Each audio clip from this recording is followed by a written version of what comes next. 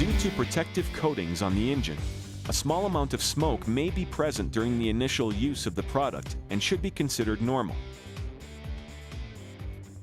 First, be sure the fuel valve is in the on position. To start a cold engine, move the choke control lever to the choke position. Next, hold the operator presence control bar against the handle. To start the engine, pull the starter handle quickly. Do not allow the starter rope to snap back. To stop the engine, release the operator presence control bar. Wait until the blade and all moving parts have stopped and turn the fuel valve to the off position if you do not intend to restart the engine soon.